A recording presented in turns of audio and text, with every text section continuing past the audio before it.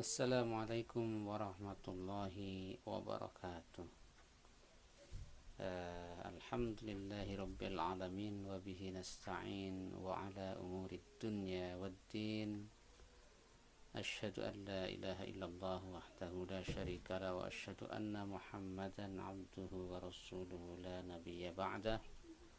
Wassalatu wassalamu ala asrafil anbiya'i wal mursalin wa ala alihi wa ashabihi wa man tabi'ahum bi ihsanin ila yaumiddin.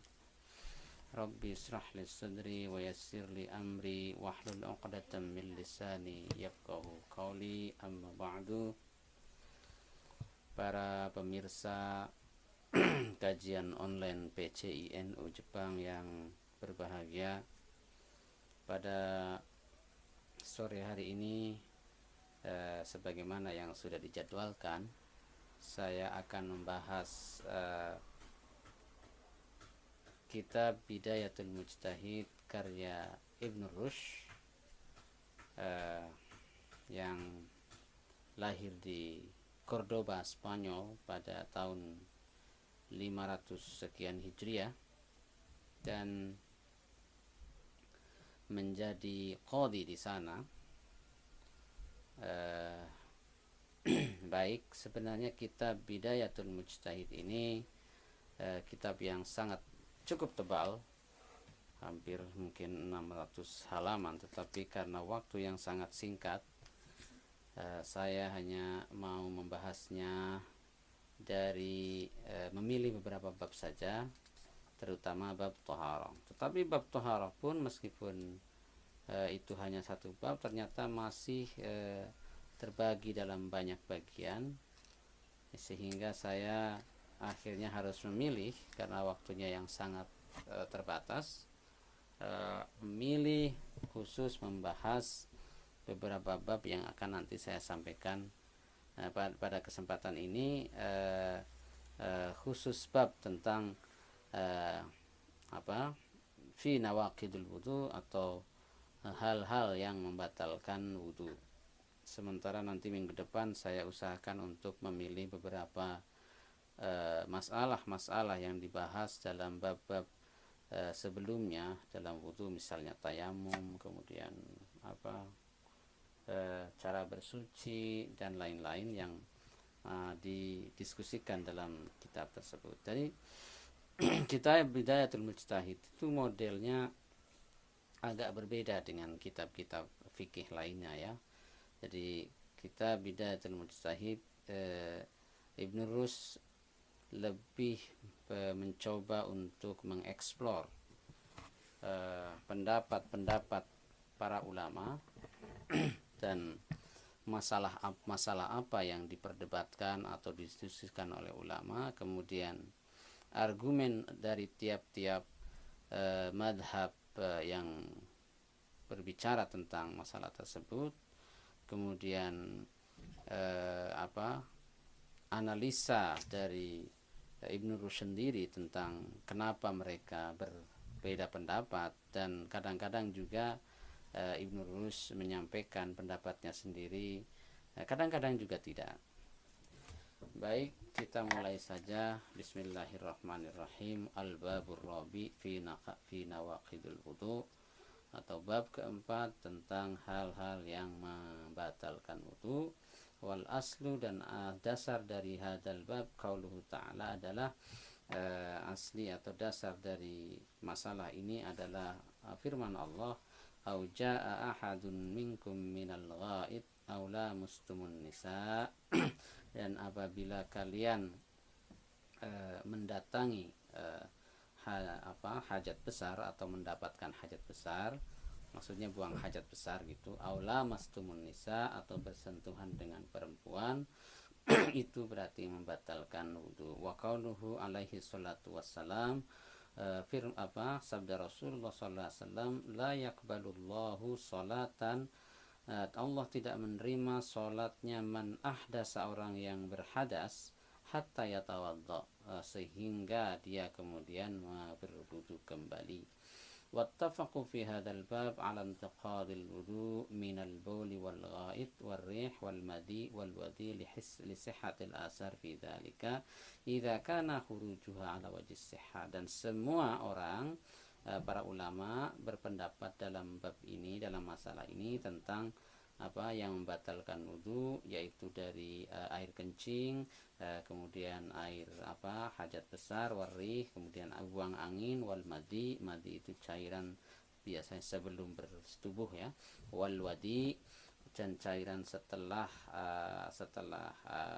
pipis atau buang air kecil, karena dengan kesahihan riwayat-riwayat yang membahas hal ini. Jadi Ibnu Rus mengatakan semua sepakat karena asar yang berkenaan dengan al-gha'it warih dan seterusnya itu sahih semua idza kana khurujuha ala wajhi sihah, ketika semuanya keluar dalam orangnya dalam keadaan atau sehat, dalam keadaan normal, keluarnya itu dalam keadaan normal. Nah, ini semua sepakat ya, semua itu membatalkan. Tetapi ternyata ada permasalahan dalam bab ini, fihi sabu masail, ada ikhtalafu fihi sabu masail. Dalam hal ini berpendapat ada 7 masalah. Nanti mungkin hari ini kita membahas mungkin 3 masalah saja. Pertama, ikhtalafal ulama al-amsar fi intiqadil wudu. Ulama-ulama Amsar, kota-kota dulu ya, region-region di Baghdad, di kemudian di mana, Cordoba waktu itu di Spanyol, berbeda pendapat tentang yang membatalkan wudu dari mimma yakhruju minal jasad, dari apa yang keluar dari badan, dari yang berbentuk najis atau najis-najis yang keluar dari badan, zat yang najis yang keluar dari badan. Itu mereka berselisih apakah itu membatalkan atau tidak. Tapi ada tiga pendapat dalam ini. Pertama, fa'tabara qaumun, satu kaum berpendapat bidzalika tentang al-kharij, berpendapat bahwa itu berkenaan dengan zat najis yang keluar dari badan saja. Tadi berkenaan apa yang keluar dari badan saja, wahdahu, fi min ayyi mawdu'in kharaja, baik mereka tidak mempermasalahkan dari mana itu keluarnya, sumber keluarnya itu dari mana, wa ala jihatin kharaja, dan wa ala ayyi jihatin kharaja, dan dalam bentuk bagaimana atau bagaimana dia keluarnya.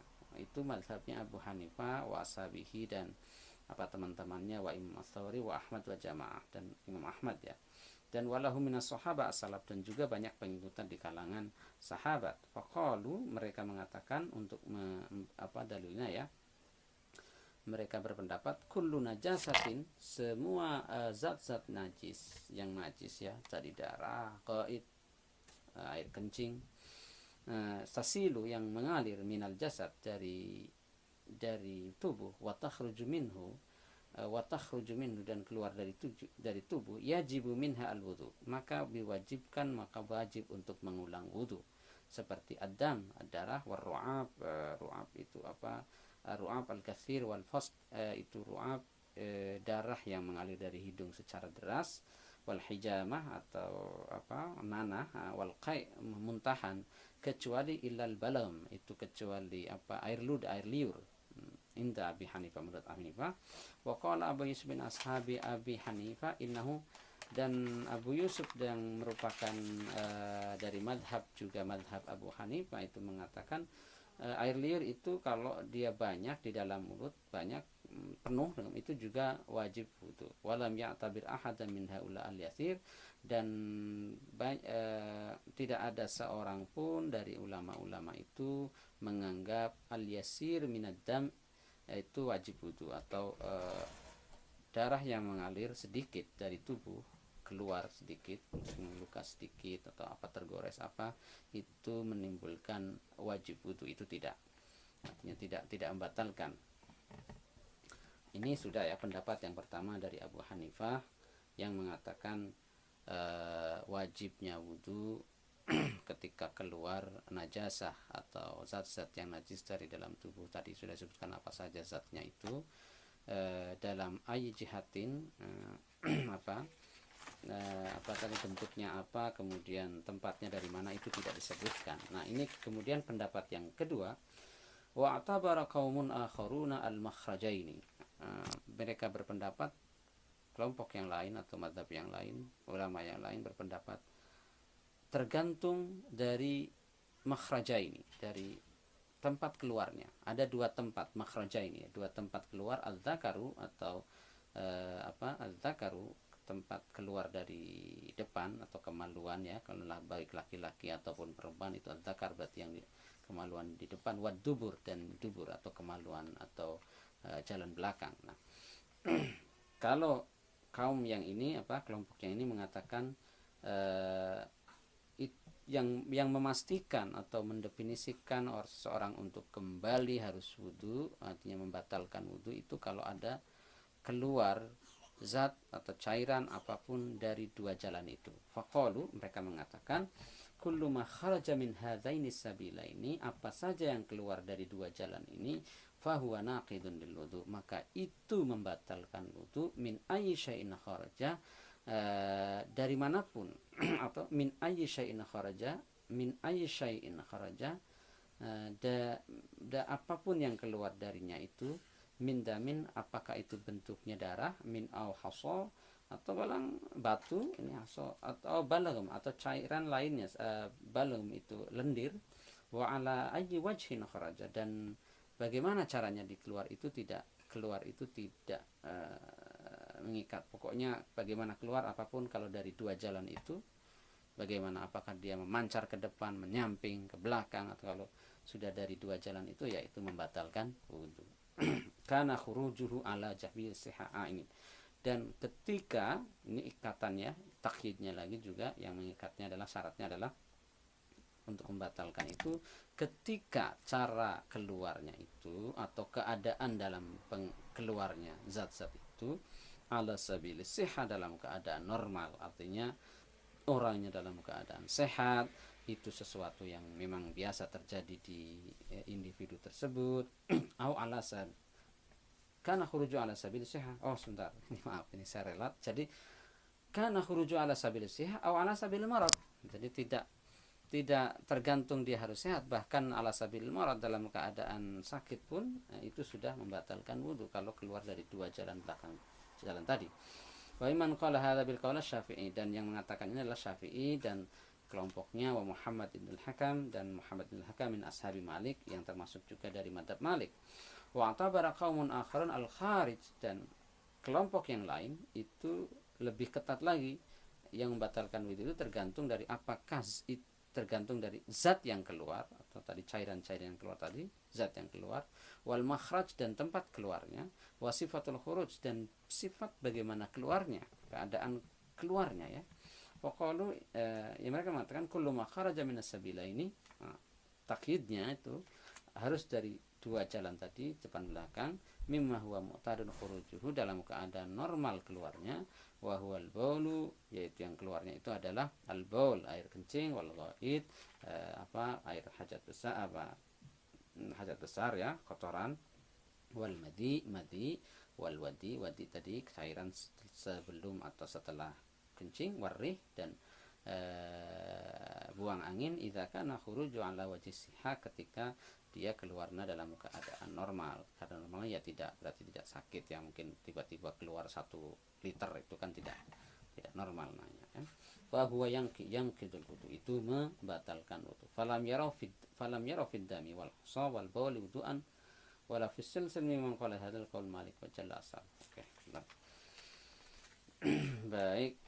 Kenapa mereka berikhtilaf? Ini yang dijelaskan oleh Ibnu Rus. Wasabab ikhtilafihim, sebabnya adalah annahu lima ajma'al muslimin ala intiqadil wudu, sebagaimana yang diijma'kan oleh kaum muslimin tentang apa yang membatalkan wudu, mimma, yaitu yang keluar dari dua jalan tadi, min ghaid, kotoran, wa baul, kencing, warih, kemudian angin, buang angin, wa madi, lidhahil kitab, karena itu sudah jelas di dalam secara di ayat itu jelas, walitadhahil asar bidzalika, dan juga dijelaskan dalam asar itu memang ada begitu. Tetapi ini tatruku menurut Ibnu Rushd itu ihtimalat tatruk membuat kecenderungan atau mencondongkan kepada ketiga kecenderungan dalam tafsirannya, ya, yaitu pertama ayakunal hukmu, hukum dari apakah itu membatalkan atau tidak ini innama ulliqa itu dikaitkan bi'ayan, itu dikaitkan dengan zat atau zat daripada hadhil asya. Jadi zat substans zatnya, tergantung zatnya, dikaitkan dengan zatnya saja.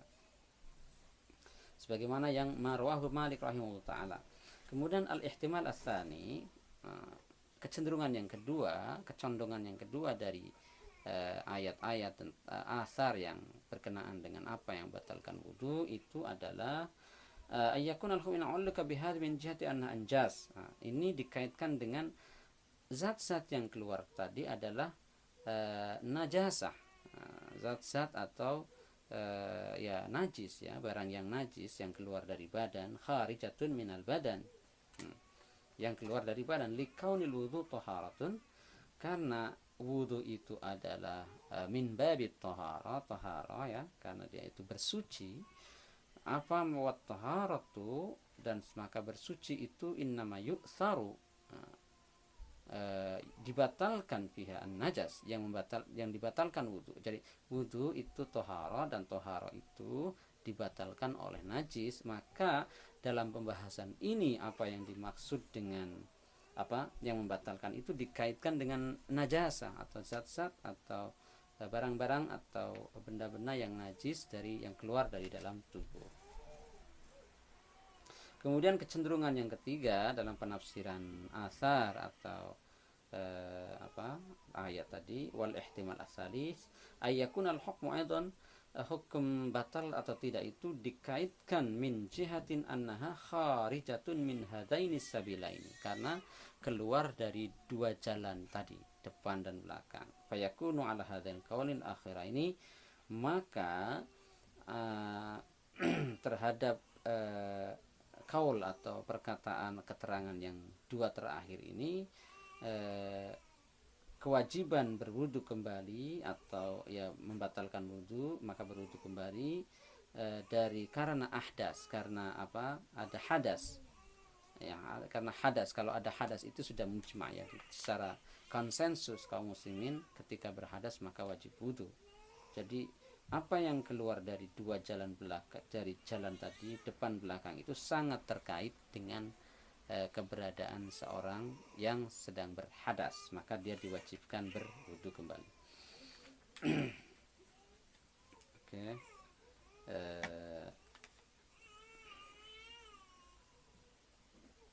Innama huwa min babil khas urida bihil 'am. Jadi innama huwa min babil khas urida bihi al-'am. Jadi apa yang dikatakan tadi, ya, yang berkenaan dengan sabila ini, dua jalan tadi, adalah memang keterangannya adalah tentang bab khas, ya, bagian dari bab khas atau yang khusus. Jadi apa yang batalkan disebutkan dalam hadis itu keluar dari sabila ini, tetapi itu maknanya sebenarnya bukan hanya dua sabila ini saja, tapi terikat lebih umum. Itu mungkin dalam ini salah satu cara atau pengambilan hukum yang dari analisa Ibnu Rushd, ya, dari dalam kaidah usul fiqh itu ada babul khas yahtamil khas. Jadi ada firman Allah atau hadis Rasulullah yang kira-kira berbunyi itu memerintahkan itu khusus, objeknya itu khusus, seperti ya ayuhan nabi. Nah, itu apakah itu Quran ketika berbicara itu hanya khusus perintah kepada nabi atau kepada seluruh umat Islam pengikutnya, itu kan babul khas itu. Kemudian tapi urida bil amad, yang menafsirkan itu seluruh kepada umat Islam seluruhnya. Tapi ada juga yang wayakun inda Malik as-Sawi innahu min babil khas al-mahmul al-khas khususi. Ini khusus berkaitan dengan dua sabila ini tadi, dua jalan, dan berarti maknanya juga khusus, tidak terkait dengan apa di luar yang di luar dari dua jalan itu tadi ya, jalan depan ataupun belakang. Wasyafi'i wa Abu Hanifah ittafaqa, Imam Syafi'i dan Abu Hanifah bersepakat ala anal amra, bahwasannya masalah berkaitan dengannya, huwa min babil khas, itu adalah berkaitan dengan bab atau masalah khas, khusus, yang bermaksud